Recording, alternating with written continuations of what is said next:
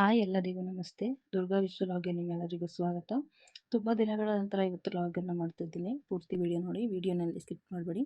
So Bhim ನಮಸ್ತೆ ಪ್ರಯುಕ್ತ ಇವತ್ತು ನಾನು ಒಂದು ರಂಗೋಲಿಯನ್ನು ಹಾಕ್ಕೊಂಡಿದ್ದೆ. ಸಿಂಪಲ್ ಆಗಿರೋದು ರಂಗೋಲಿ ಹಾಕ್ಕೊಂಡು ಸ್ವಲ್ಪ ಬಣ್ಣ ಕೂಡ ಹಚ್ಕೊಂಡಿದ್ದೆ.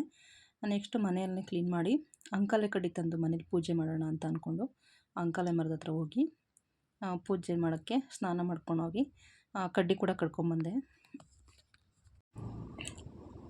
ನೆಕ್ಸ್ಟು ದೇವ್ರ ಮನೆಯೆಲ್ಲ ಕ್ಲೀನ್ ಮಾಡಿ ಹೂವು ಹಾಕ್ಕೋಬೇಕು. ದೇವ್ರ ಮನೆಯೆಲ್ಲ ಒರೆಸಿ ಕ್ಲೀನ್ ಮಾಡಿ ಇಟ್ಕೊಂಡಿದ್ದೀನಿ. ಫೋಟೋ ಎಲ್ಲ ಒರೆಸಿ ಫೋಟೋಗೆಲ್ಲ ಬೊಟ್ಟಿಟ್ಟು ನೆಕ್ಸ್ಟ್ ಹೂವನ್ನೆಲ್ಲ ಹಾಕ್ಕೊಂಡು ರೆಡಿ ಮಾಡ್ಕೋಬೇಕು. ಅದೇ ರೀತಿ ದೇವ್ರ ಸಾಮಾನು ಕೂಡ ತೊಳೆದಿಟ್ಕೊಂಡಿದ್ದೀನಿ. ನಾನೇ ಮನೆಯಲ್ಲೇ ಮಾಡಿರುವಂಥ ಗೆಜ್ಜೆ ವಸ್ತ್ರ. ನಮಗೆಲ್ಲ ಹಳ್ಳಿ ಸೈಡು ಸಿಗೋಲ್ಲ, ಅಂಗಡಿಗೆ ಹೋಗಬೇಕು ದೂರ ಸ್ವಲ್ಪ, ಅದರಿಂದ ಮನೆಯಲ್ಲೇ ಮಾಡಿಕೊಂಡೆ.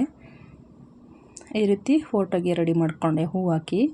ಇವತ್ತು ಜ್ಯೋತಿರ್ಭೀಮೇಶ್ವರ ವ್ರತ ಇರೋದ್ರಿಂದ, ಭೀಮ್ ನಮಸ್ತೆ ಇರೋದ್ರಿಂದ ಶಿವನ ಫೋಟೋಗೆ ಚೆನ್ನಾಗಿ ಅಲಂಕಾರ ಮಾಡಿದ್ದೀನಿ. ನೆಕ್ಸ್ಟ್ ನಾನು ಕೂಡ ಸ್ನಾನ ಮಾಡಿ ಸಿಂಪಲ್ಲಾಗಿ ರೆಡಿ ಮಾಡಿಕೊಂಡೆ. ಭೀಮ್ ನಮಸ್ತೆ ಪೂಜೆ ನಮ್ಮ ಮನೆಯಲ್ಲಿ ಈ ರೀತಿ ಅಂಕಲೆ ಕಡ್ಡಿ ಕೂಡ ಇಟ್ಟು ಪೂಜೆ ಮಾಡ್ತೀವಿ. ಇದನ್ನು ಸಂಜೆ ಆಗಿರೋದ್ರಿಂದ ನೈಟ್ ಪೂಜೆ ಎಲ್ಲ ಆದಮೇಲೆ ಇದನ್ನ ಹೊಸಲಿಗೆ ಕಟ್ತೀವಿ ಮನೆಯ ಮುಖ್ಯ ದ್ವಾರಕ್ಕೆ. ಭೀಮ್ ನಮಸ್ತೆ ಪೂಜೆಗೆ ಅಂತ ಎಲ್ಲ ರೆಡಿ ಮಾಡಿ ಇಟ್ಕೊಂಡಿದ್ದೀನಿ. ನಮ್ಮ ಯಜಮಾನ್ರು ಸಂಜೆ ಬರ್ತಾರೆ ಪೂಜೆ ಮಾಡಬೇಕು ಅವ್ರಿಗೆ ಅಂತ ಚೊಂಬಲ್ಲಿ ನೀರು ಇಟ್ಕೊಂಡು, ಹಾಗೆ ಅರಿಶಿನ ಕುಂಕುಮ ಹೂವು ಅಕ್ಷಿಗಂಧ ಎಲೆ ಅಡಿಕೆ ಬಾಳೆಹಣ್ಣು ಹಾಗೆ ರತ್ನೀರು ದೃಷ್ಟಿ ತೆಗೆಯೋದಕ್ಕೆ ಲಾಸ್ಟಲ್ಲಿ ಎಲ್ಲ ರೆಡಿ ಮಾಡಿ ಇಟ್ಕೊಂಡಿದ್ದೀನಿ. ಈಗ ಪಾದ ತೊಳೆಯೋದಕ್ಕೆ ಅಂತ ಒಂದು ದೊಡ್ಡ ತಟ್ಟೆ ತಗೊಂಡು ಪಾದ ತೊಳೆದು ಪೂಜೆ ಮಾಡ್ಕೊತೀನಿ. ವಿಡಿಯೋ ಯಾವ ರೀತಿ ಇತ್ತು ಅಂತ ಪೂರ್ತಿ ವಿಡಿಯೋ ನೋಡಿ, ವಿಡಿಯೋಲ್ಲಿ ಸ್ಕಿಪ್ ಮಾಡಬೇಡಿ. ನಮ್ಮನೆಯವರು ಕೂಡ ಸ್ನಾನ ಮಾಡಿ ರೆಡಿಯಾಗಿ ಬಂದರು. ನಾನು ನೈಟ್ ಪೂಜೆಯನ್ನು ಮಾಡ್ಕೊಂಡಿದ್ದೆ. ಬೆಳಿಗ್ಗೆ ಬೇಗ ಸ್ಕೂಲ್ಗೆ ಹೊಂಟೋದ್ರು, ಆದ್ದರಿಂದ ಪೂಜೆ ಮಾಡೋದಕ್ಕಾಗಲಿಲ್ಲ. ಆದ್ದರಿಂದ ನೈಟ್ ಬಂದು ಸ್ಕೂಲಿಂದ ಬಂದು ಪೂಜೆ ಮಾಡಿದ್ರು. ಬೊಟ್ಟಿಡಕ್ಕೆ ಹೋಗಿ ಉಬ್ಬಗಿಟ್ಟಿದ್ದಾರೆ, ಅದಕ್ಕೆ ನಗ್ತಾ ಇದ್ದಾರೆ ಅವರು. ಪೂರ್ತಿ ವಿಡಿಯೋ ನೋಡಿ, ವಿಡಿಯೋ ಆಗಿತ್ತು ಅಂತ ಎಲ್ಲ ಸ್ಕಿಪ್ ಮಾಡಬೇಡಿ ವಿಡಿಯೋನ.